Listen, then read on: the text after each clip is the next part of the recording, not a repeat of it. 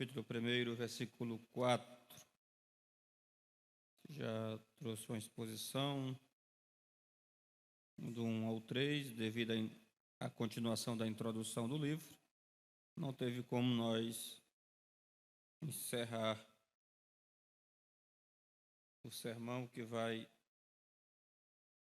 do capítulo 1, versículo 1 até o versículo de número 8.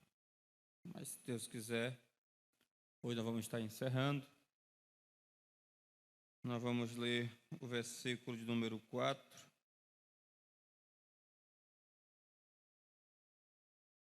João às 7 igrejas que estão na província da Ásia.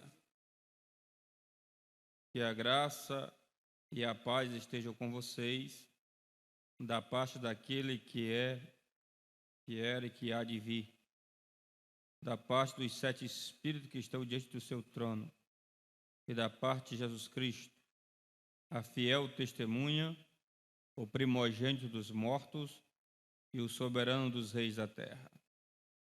Àquele que nos ama e pelo seu sangue nos libertou dos nossos pecados e nos constituiu reino, sacerdote para o seu Deus e Pai. A ele a glória e o domínio para todo sempre. Amém. Nós falamos sobre a revelação do Apocalipse, que a palavra Apocalipse equivale à ideia de revelação, e coube a Deus revelar a João, nesse princípio do que haveria de vir na grande tribulação. Nós vamos também entender que ele fala para nós ler, ouvir e praticar a palavra, porque assim seremos bem-aventurados. E esse Apocalipse, ele não é para nos trazer medo, mas é para nos trazer esperança, não medo, porque quem está firmado na palavra e no que está revelado aqui, certamente não poderá ter medo, porque não vai passar pela grande tribulação, que nós temos essa grande esperança, nós vamos estar com o Senhor nos céus, e a igreja não vai passar por isso. Quando você lê no capítulo 1,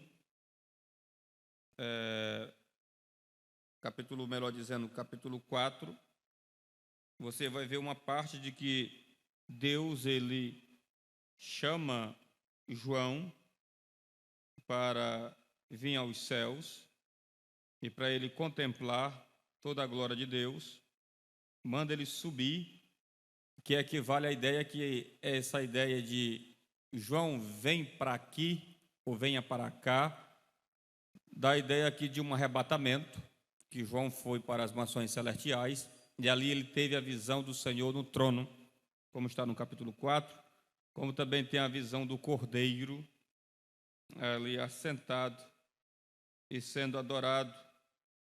E o que é muito importante para nós é que, quando você lê do capítulo 1, 2 e 3, fala que a igreja está na terra, mas essa ideia de João ser levado para o céu implica que a igreja será arrebatada, e do capítulo 6 em diante, até o período da grande tribulação, até o fim, até o 19, nós não vamos encontrar nenhum momento se falando da igreja na terra, e porque subentende-se que a igreja não vai estar no período da grande tribulação, mas a igreja estará nos céus de glória. E nós, olhando por esse capítulo 1, versículo 4, está aí na sua Bíblia, essa obra foi dedicada aos eleitos, dedicação aos eleitos. João às 7 igrejas que estão na província da Ásia. Então, João se identifica que ele é o autor, como nós já falamos na introdução da carta, e ele fala aí as 7 igrejas da Ásia que estão na província da Ásia. Essa Ásia é a Ásia Menor, que equivale à atual Turquia. E ele descreve que a graça e a paz estejam com vocês, da parte daquele que era e que há de vir, da parte dos 7 Espíritos que estão diante do seu trono. Embora o Apocalipse seja um livro, porém, João, de acordo com a saudação, ele o considera como uma carta. Então, João ele escreve exatamente esse Apocalipse, ele é um livro, mas ele, quando é direcionado às igrejas, ele vai num estilo de carta, porque aqui envolve uma saudação para os irmãos que estavam ali na Ásia Menor. Quando nós vamos ver aqui as igrejas que elas foram enviadas, certamente todas foram fundadas pelo apóstolo Paulo. Quando você lê, abra aí sua Bíblia, lá em Atos, capítulo 19, uma das igrejas, vamos ver, é a igreja de Éfeso. Atos, capítulo 19.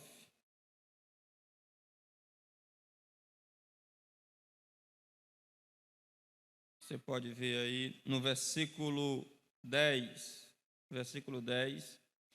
Paulo fez isso durante 2 anos, de modo que todos os habitantes da província da Ásia ouviram a palavra do Senhor, tanto judeus como gregos. Então, Paulo, ele pregou nessa região, anunciando a palavra de Deus, que a igreja de Éfeso foi fundada pelo apóstolo Paulo.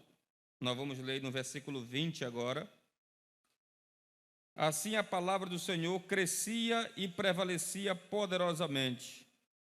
Você vê aí que no versículo 16, e possuído do espírito maligno, saltou sobre eles, dominando todos, e estava de modo, prevaleceu contra eles, que nus e feridos fugiram daquela casa.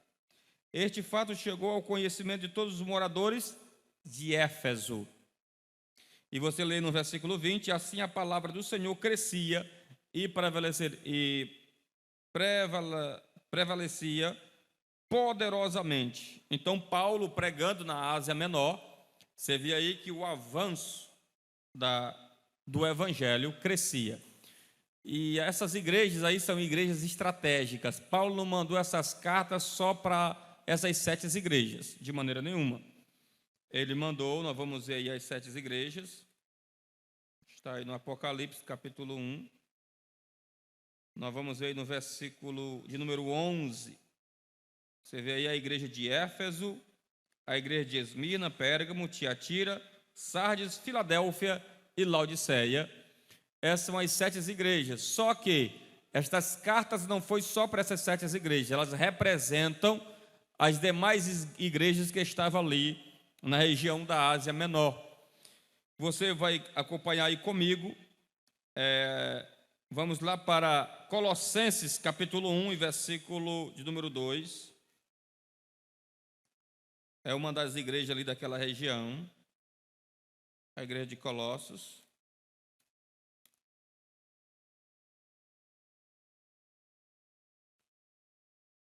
Colossenses, capítulo 1 e versículo 2. Aos santos e fiéis irmãos em Cristo que estão em Colossos. Agora vamos para o capítulo 2, versículo 1. Quero que saiba quão grande tem sido nossa luta por vocês, pelo que moram em Laodiceia. Laodiceia é uma das igrejas, é uma das 7 igrejas da Ásia, lá do Apocalipse. Então você vê aí que Colossos é uma dessas igrejas também. Vamos para Atos, capítulo de número 20. Atos 20. Nós vamos ver aí uma outra igreja daquela região que esta carta foi enviada. Ela não ficou presa apenas a essas 7 igrejas. Nós vamos ver a igreja de Troade. Capítulo 20, versículo 5. Olha o que diz aí. Estes nos procedem ficando nossa espera em Troade. Mas nós vamos ler desde já o versículo 4 para ficar bem claro. Acompanharam-nos Sápatro, de Bereia, filho de Pirro, Aristarco e Secundo, de Tessalônica, Gaio de Derbe, Timóteo, e também Títico e Trófimo, da província da Ásia. Versículo 5. Estes nos precedem, ficando à nossa espera em Troade. Você vê claramente aí que seria uma das igrejas. Vamos agora, uma outra igreja que estava ali na Ásia Menor, é a igreja de Herápolis. Foi uma outra igreja lá que recebeu também estas cartas do livro do Apocalipse. Nós vamos para Colossenses, capítulo de número 4 e versículo 13.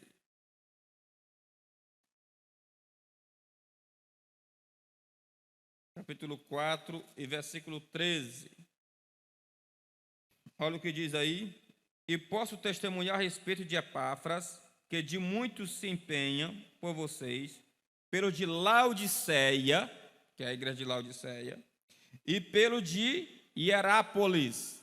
Então, Hierápolis era uma cidade que ficava próxima à igreja de Laodiceia, que é uma das 7 igrejas da Ásia. Então, essas 7 igrejas eram igrejas estratégicas, que servia para evangelizar toda a Ásia Menor. Seria ali uma espécie de essas igrejas eram agências missionárias que preparava e mandava esses homens pregar ali a palavra de Deus. Ou seja, nós não apenas devemos pregar a palavra de qualquer maneira.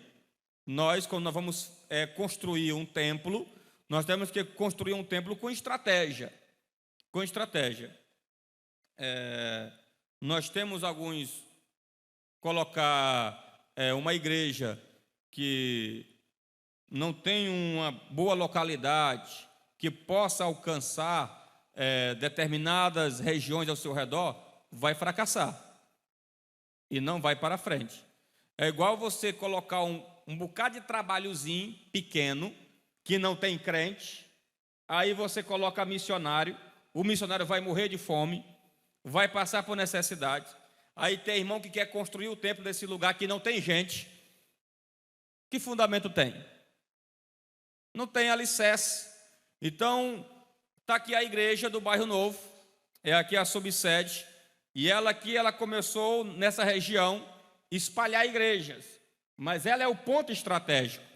E essas outras igrejas que vão sendo fundadas, elas têm que ser fundadas também com estratégia, para que venha dar resultado, para que venha ter alcance de vidas para a glória do Senhor. Então, Paulo trabalhava nessa perspectiva, para que viesse não dar golpe no vento, mas que viesse acertar o alvo para a glória do Senhor.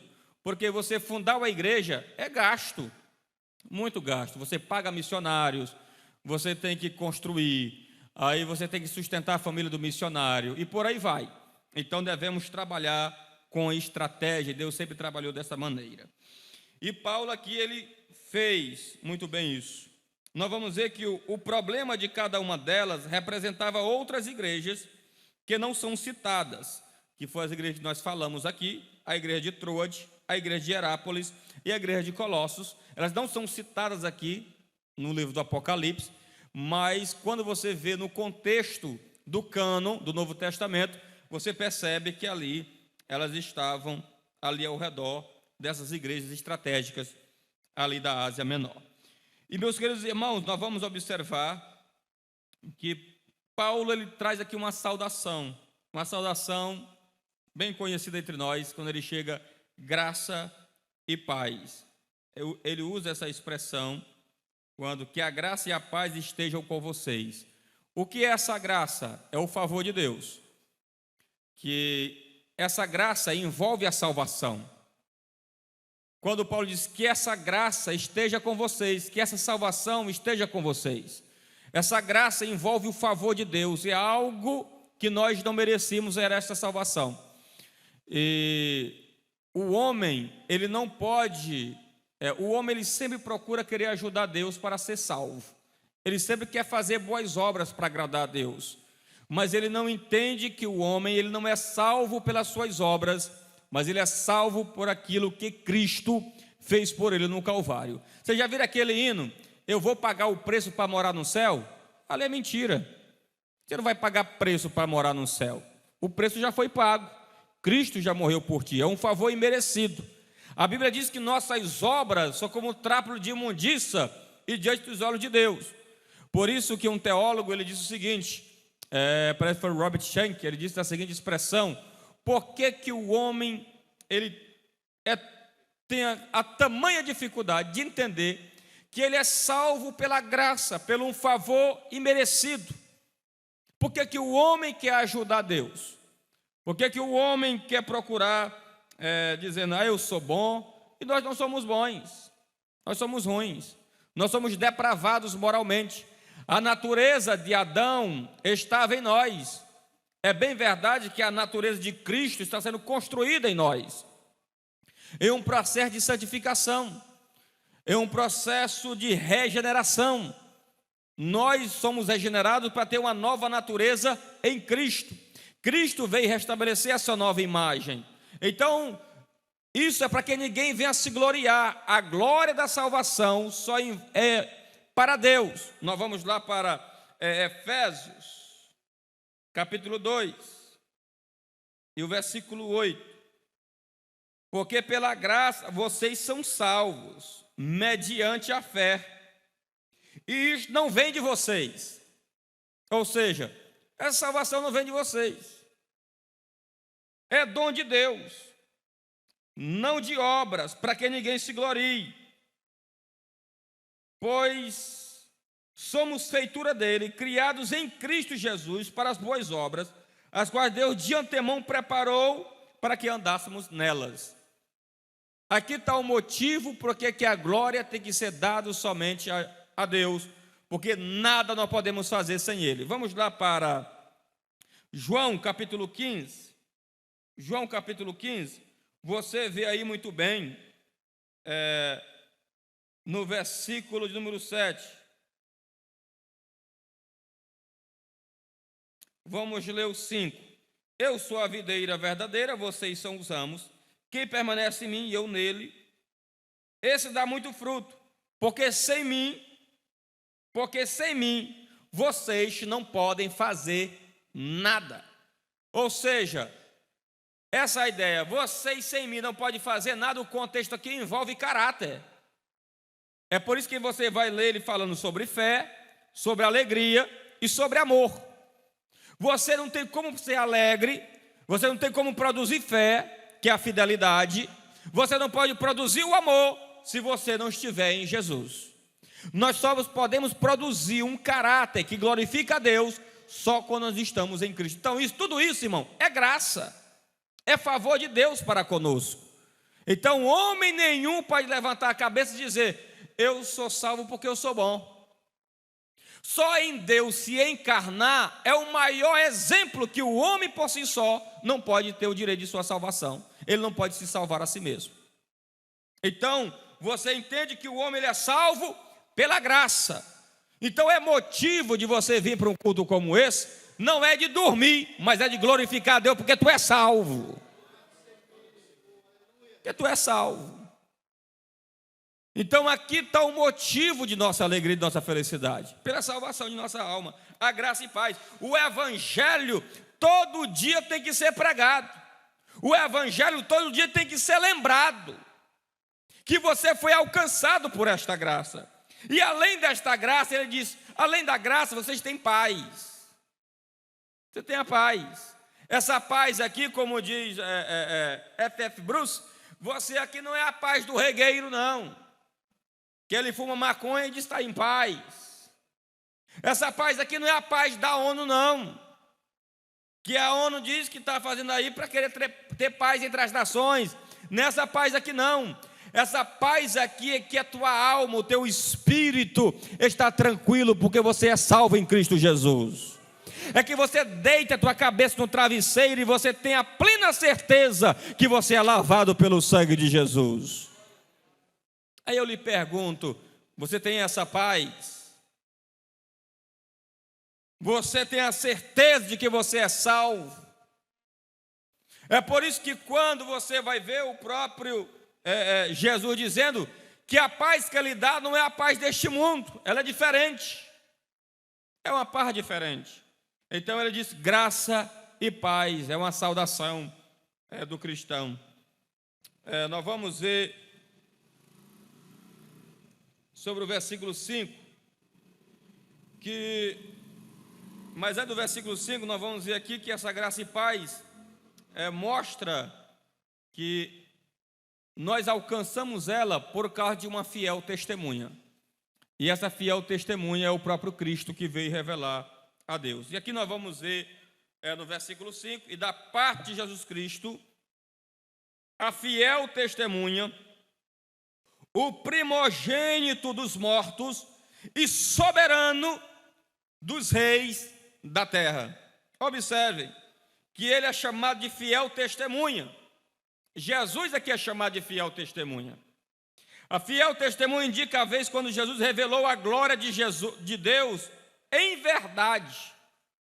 Você vai ver isso no capítulo 1 e o versículo 14, que o verbo se fez carne e habitou no meio dos homens, cheio de graça e de verdade, revelando a glória de Deus.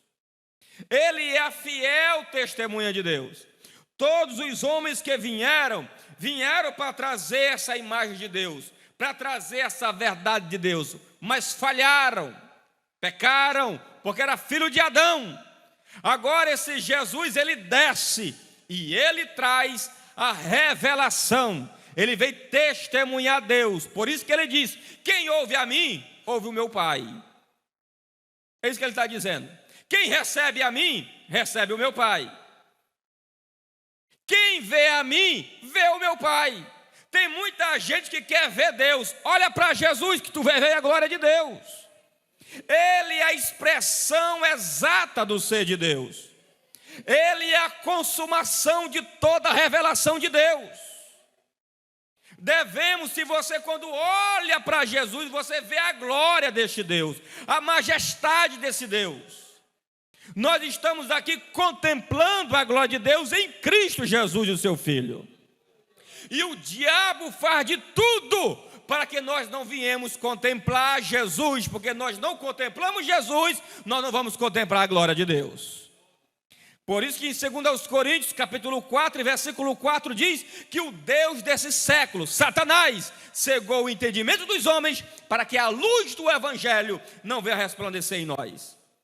Mas graças a Deus, que o Espírito Santo desceu e revelou Jesus, e Jesus revelou o Pai, e nós glorificamos a Santíssima Trindade, porque Ele revelou em Cristo Jesus todas as coisas. Antigamente, Deus falava pelos patriarcas, antigamente Deus falava pelos profetas, mas hoje Deus quer ser conhecido pelo seu Filho. É em Jesus que Ele é conhecido para a glória do seu nome.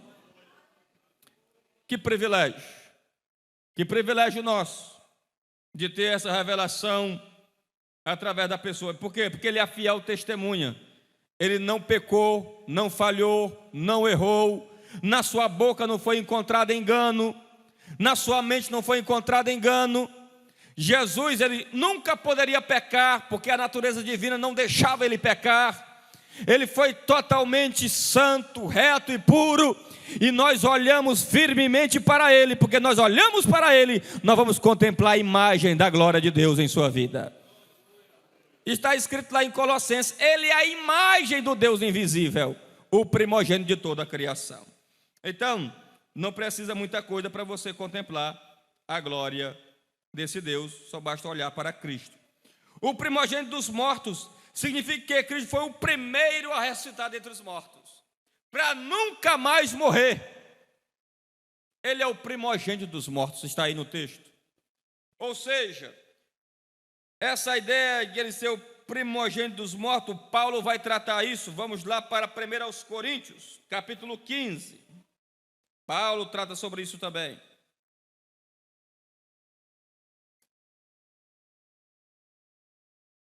Capítulo 15, versículo 20. Mas de fato Cristo ressuscitou dentre os mortos, sendo ele as primícias dos que dormem. Ou seja, o que é isso? O texto aqui está trazendo aqui uma ideia de uma cultura judaica, de uma tradição religiosa dos judeus. Quando havia a colheita do trigo, a primeira colheita vinha e era trago para o templo e entregue aos sacerdotes. Só que a colheita não parava, a colheita ela continuava. Então, essas pessoas traziam as primícias, as primeiras coisas para Deus, depois ia fazer o seu trabalho, ia dar continuidade à colheita. Não é porque eles primeiro colheram a primeira colheita, que significa que eles não continuaram colhendo novamente. O que é que Paulo está dizendo? Ele está dizendo o seguinte: Deus ressuscitou o seu filho primeiro, mas a colheita não cessou.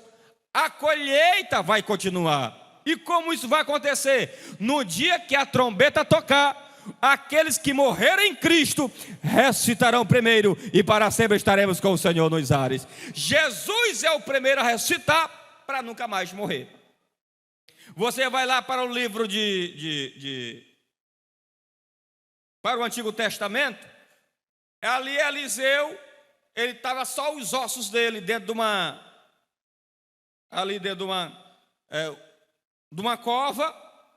O camarada, o soldado estava guerreando, o soldado foi atingido, caiu já morto dentro da cova e tocou nos ossos de Eliseu e ressuscitou. Você vai ver exemplo de homem que a viúva, ali Elias, ora pelo menino, ressuscita o menino, ali da viúva de Serepta, e ali ressuscita dentre os mortos. Ou seja, nós temos esses milagres de ressurreição no Antigo Testamento.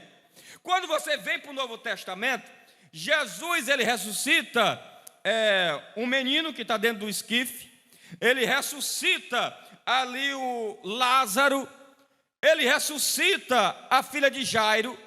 Todos esses que eu falei aqui para vocês foram ressuscitados, mas voltaram a morrer. Voltaram a morrer. Então Jesus é o primogênito dos mortos, porque ele foi o primeiro a morrer e ser ressuscitado para nunca mais morrer. É isso que ele está dizendo. Ele morreu, mas ele ressuscitou, e a morte não traga mais ele, a morte não derrota mais ele, e quem está nele vai ter vida eterna para a glória do seu nome. Por isso que devemos estar nele, firmes nele. Então ele é o primogênito dos mortos, o primeiro a ressuscitar. Meus queridos, nós vamos ver que o primogênito fala também do seu domínio, do seu governo sobre todas as coisas. Quando você lê lá a Bíblia, em Colossenses capítulo 1, versículo 15, diz que esse Jesus, ele é a imagem do Deus invisível e o primogênito de toda criação. A Testemunho de Jeová, influenciado pelo arianismo, eles acreditam o seguinte: eles acreditam que esse texto de Colossenses 1,15, que Jesus é o primogênito de toda a criação, é que eles dizem que Jesus foi o primeiro a ser criado. E se Jesus foi o primeiro a ser criado, logo ele não é Deus, porque Deus não pode ser criado. Eles têm essa heresia muito forte, só que o texto não está falando disso. O que é que o texto está falando? Está falando da ideia do primogênito ser herdeiro das coisas. Quando você vem ali para a cultura judaica, quem era o herdeiro? Quem era o mais velho? Você vai ver lá que o Jacó vai enganar o seu irmão mais velho, chamado Esaú, pela bênção, por ele ser o primogênito.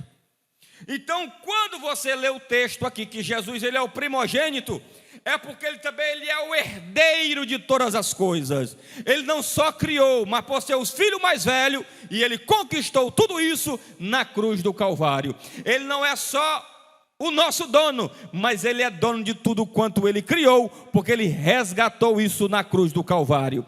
E o Pai deu tudo isso nas mãos dele, e tudo está no domínio e no governo do seu Filho. Nós vamos observar também que o texto fala que esse Jesus ele é e era. O autor explica no decorrer do capítulo e em todo o livro realmente quem é esse Jesus e quem era Jesus. No decorrer do Apocalipse você vai entender quem é Jesus. Jesus ele é sacerdote, Jesus é o leão da tribo de Judá, Jesus é o rei dos reis, Jesus é aquele que está no trono, Jesus é aquele que governa, Jesus é aquele que vai vir em poder e em glória. Jesus, ele é e ele era e sempre será Deus por excelência. Então isso é que o Apocalipse ele vai estar revelando para nós. Quem era esse Jesus? Essa ideia de ele é e ele era traz essa conotação. Você vai ver também o texto falando que ele tem 7 espíritos. O texto resiste que ele se encontra diante do trono de Cristo. Alguns teólogos acreditam que sejam os 7 arcanjos citados pelo judaísmo, porque tem os livros apócrifos que falam dos anjos chamados 7 arcanjos. Só que nós não cremos nesta visão. Os 7 espíritos que aqui está se reportando, está falando dos 7 espíritos messiânicos. É o único espírito, mas esse espírito tem multiforma de trabalhar. E essa multiforma de trabalhar, ele trabalhou sobre o Filho, Jesus Cristo. Nós vamos lá para Isaías, e nós vamos ver essa multiforma do Espírito Santo trabalhar em nós. Isaías, capítulo de número 11.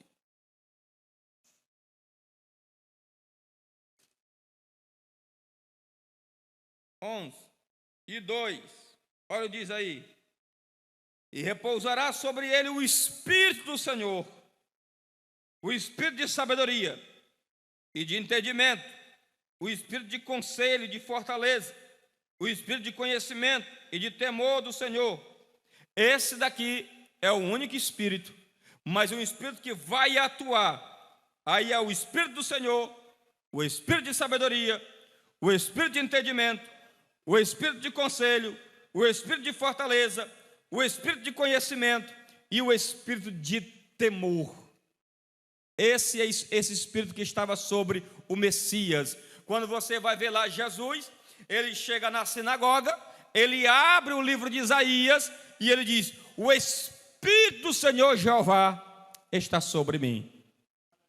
Então esse Espírito de temor, de entendimento, de sabedoria estava sobre Jesus quando ele estava aqui na terra.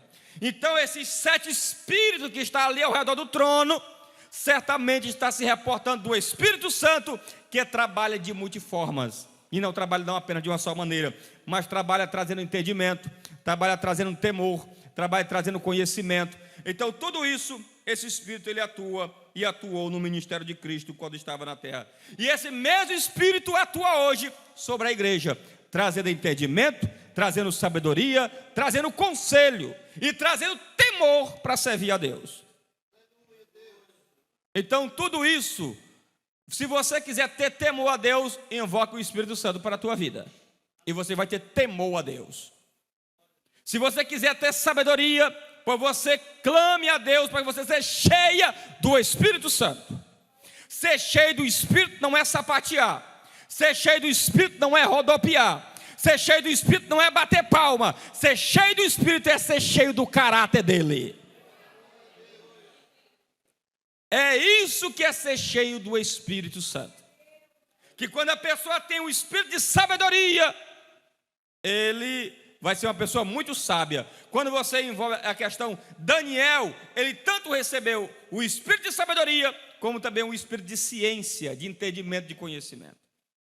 Então nós devemos sempre também ser cheios do Espírito para temer especialmente ao nosso Deus. E no versículo 6, leia aí comigo. Nos fez reis e sacerdotes, e nos constituiu reino, sacerdote para seu Deus e Pai. A ele a glória e o domínio para todo sempre. Quem que nos constituiu reino e sacerdote? Cristo. Ele nos constituiu para nós sermos isso, ou seja, através da cruz e através da sua ressurreição, nós cremos, e ele nos constituiu como reino e como também sacerdotes. Quando você lê lá em Êxodo, quando Deus liberta o povo, lá em Êxodo capítulo 19, versículo 6, quando ele liberta o povo lá do Egito, ele vai dizer para Israel: você é o meu sacerdote, você é a minha nação eleita, você é a minha propriedade exclusiva. Israel falhou, Israel errou. Agora quem é sacerdote, quem é reino de Deus e propriedade exclusiva de Deus, se chama a igreja comprada e lavada pelo sangue de Jesus. Então nós, como sacerdotes, nós não precisamos mais de um sacerdote para prestar sacrifício para nós. Você não precisa mais de sacerdote. Você não precisa de um papa para entrar na presença de Deus por você. Você não precisa de um sacerdote para entrar na presença de Deus por você. Por quê? Porque você mesmo Porque Cristo te constituiu como sacerdote. Como? Você agora pode entrar no Santo dos Santos, na presença de Deus, e adorar Ele com toda alegria e com toda ousadia. Ele te fez sacerdote. Por quê? Porque o único que poderia entrar na presença de Deus só era o sumo sacerdote. Aqui dentro, só quem poderia entrar, só era quem poderia vir aqui, porque era o templo, era o tabernáculo. O tabernáculo é retangular, ele tinha uma cortina, e essa cortina aqui, esse véu, ele separava o tabernáculo. Aí tinha a primeira sala, chamada lugar santo, e tinha a segunda sala, que é onde eu estou, que é chamado Santo dos Santos. Vocês aí tinham que ficar do lado de fora, não poderia entrar aqui dentro. E outra, eu seria um sacerdote, só poderia vir aqui na primeira sala. Só quem poderia vir aqui no Santo dos Santos seria o pastor Josias, porque ele seria o sumo sacerdote do povo. Então ele vinha, prestava sacrifício aqui e depois entregava o recado e abençoava o povo lá fora.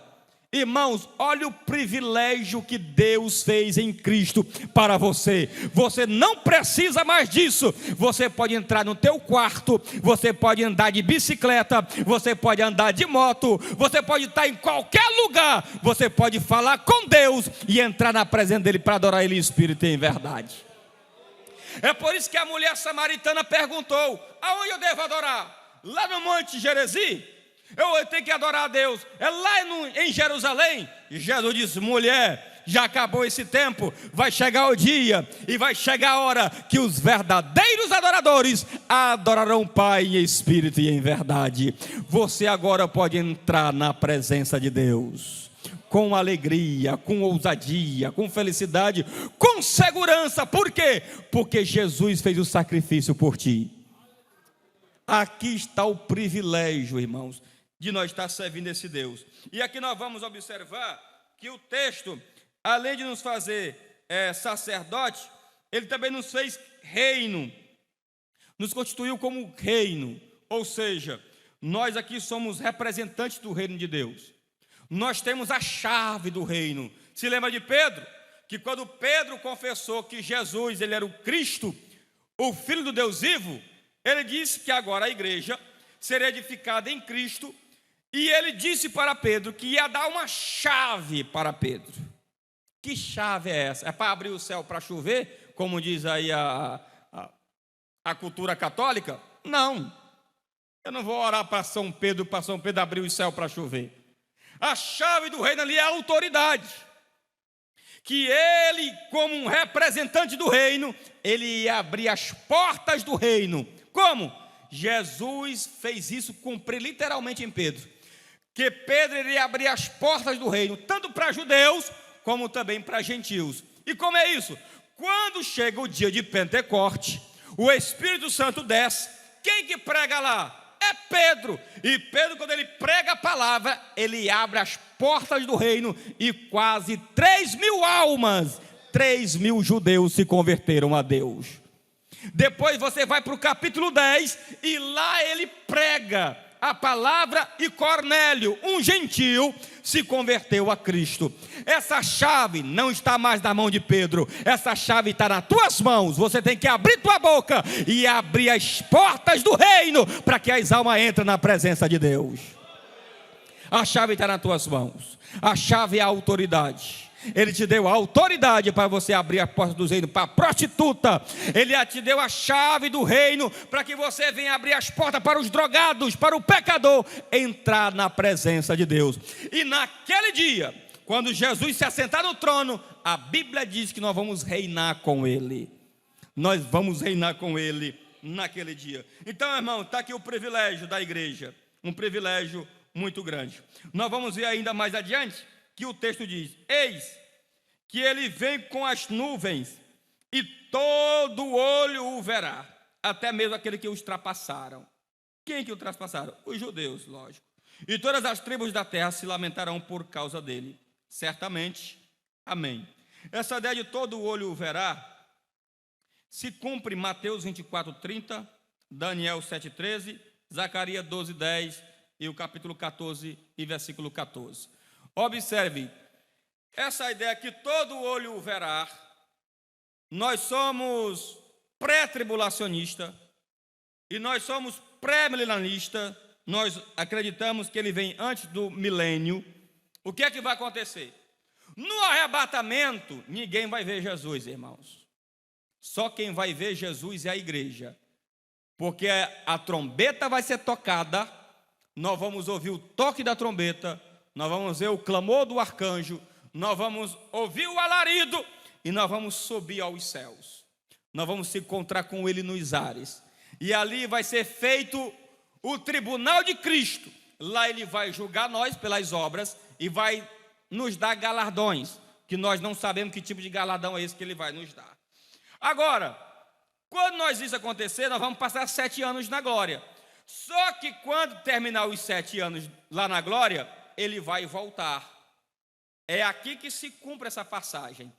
Todo olho o verá. Observe, celulares, computadores, a internet, em todo lugar. Você vai para o interior, mais pobre, lá tem uma televisão. Lá tem um tal do Wi-Fi.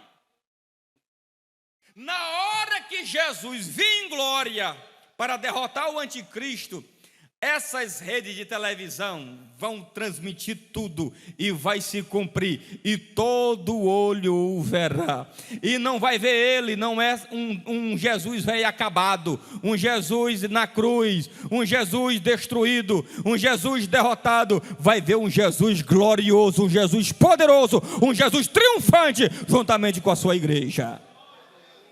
Todo olho o verá. Irmãos, isso daqui vai causar um impacto tão grande no mundo. A gente vê um sinalzinho no céu, a gente fica assombrado. A gente vê um relâmpago que corta o céu do Oriente ao Ocidente, a gente fica assustado. Agora tu imagina ele em glória, com os seus anjos, e nós do lado dele, como sacerdote e reino dele, e nós vamos estar ali na presença, e ele vai descendo, irmãos, descendo em poder e em glória. Irmão, vai ser uma cena que o mundo vai se espantar, o mundo vai se assombrar, e aqui diz o texto que muitos vão se lamentar. Eles vão se lamentar. Por que vão lamentar, irmão? Porque vão lamentar mesmo, porque vão sofrer. Por quê? Porque agora ele não vem, não é com essa questão de Jesus, assim, todo mansinho, que bateram na cabeça dele, cuspiram ele. Não, ele vai vir com vara de ferro. As nações, se não direcionar a Jerusalém para prestar adoração a ele, pode se preparar. O mundo vai ter que se curvar diante dele, é aqui que se vai se cumprir. Todo joelho vai ter que se dobrar e confessar e dizer que ele é Senhor, para a glória de Deus Pai. Esses homens que se acham poderosos, que estão no governo, que se acham alguma coisa, quando Jesus descer, eles vão ter que se prostrar e diante dos reis e Senhor dos senhores, vai se curvar diante dele, vão se dobrar diante dele. Porque, irmãos, isso daqui é motivo de nós servir a esse Jesus, adorar esse Jesus. Ele vai aparecer nas nuvens. A Bíblia diz, irmãos, que até aqueles que transpassaram ele, imagine, irmãos, aqueles camaradas, a nação que matou ele, que estava lá pedindo, crucificam, aquela nação, vão estar lá naquele dia, vendo ele em glória, vendo ele em poder, vendo ele em majestade. Por quê? Porque eles até hoje não têm Jesus como Messias, eles até hoje não têm Jesus como Cristo, mas nesse dia eles vão ter que engolir e entender que Jesus é o Cristo, é o Messias, é o prometido e é o Rei dos Reis, é o Rei de Israel, é o Rei de todo mundo, é o Rei de todas as nações. Ele é o desejado de todas as nações. A Bíblia diz que ele veio para que eram os seus, mas os seus não receberam. E até hoje, eles acreditam que Jesus não é exatamente esse Deus. Agora, o que eu acho interessante que eu acho interessante é que quando Jesus vai entrando em Jerusalém, amontado em um jumentinho, o povo vai clamando, o povo vai clamando. Hosana, Hosana, filho de Davi, ou seja, rei, rei, rei, Messias, Cristo, o prometido. Falado por Moisés, falado por Isaías, falado por Jeremias, é ele. Aí os camaradas, os religiosos, os judeusão, ei, manda eles se calarem aí. Manda esse povo se calar. Aí Jesus disse assim: se eles se calarem, até as pedras vão clamar. Clamar quê? Que ele é rei. As pedras vão clamar. Mas que mistério é esse, irmãos? E a pedra está clamando. As pedras já estão clamando. Os judeus é que não querem reconhecer. Mas que pedra é essa? Quando você lê lá em Ezequiel, capítulo 40, a Bíblia diz que Deus desceu e entrou em Jerusalém. E diz claramente que a porta foi vedada por pedras. A porta será vedada por pedra. As pedras clamarão como?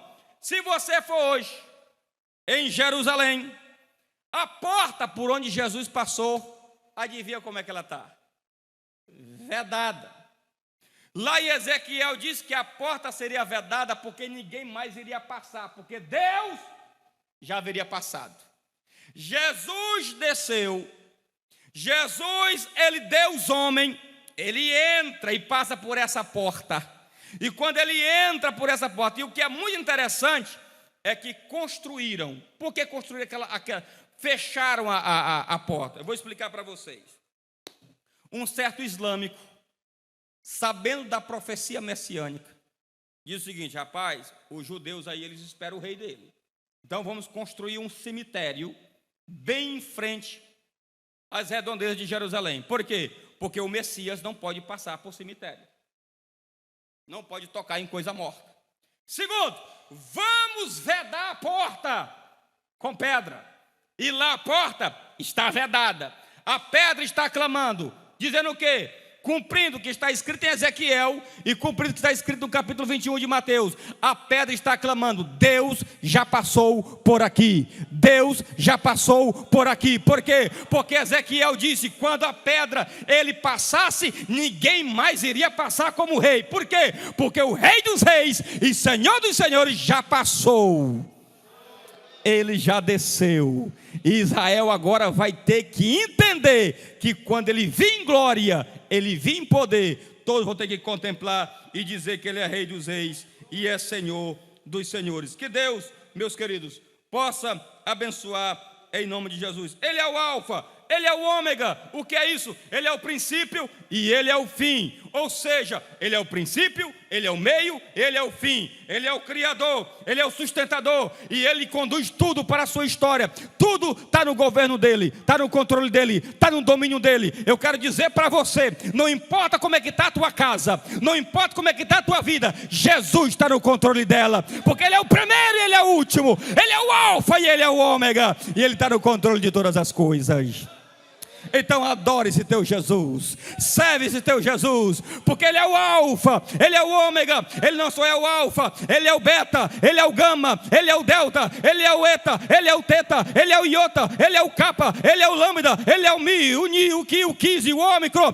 Ele é até o Ômega, e só quem pode adorar ele é toda a letra do alfabeto hebraico. Ele merece louvor e adoração. É esse que é o teu Jesus. Ele é o primeiro e ele é o último. Ele é o primeiro e ele é o último. Nada pode barrar ele. É por isso que Paulo disse: ele é o princípio, ele é o meio, ele é o fim de todas as coisas. Adore esse teu Jesus. Ele é as 24 letras do alfabeto hebraico. Ele é as 22 letras do alfabeto, as 24 letras, as 22 letras do alfabeto hebraico e as 24 letras do alfabeto grego. Esse Jesus, ele é pleno, ele é completo. Toda a plenitude da divindade está nele. É por isso a ele a honra e a glória e o louvor para sempre. Ô igreja, adore esse Jesus para sempre.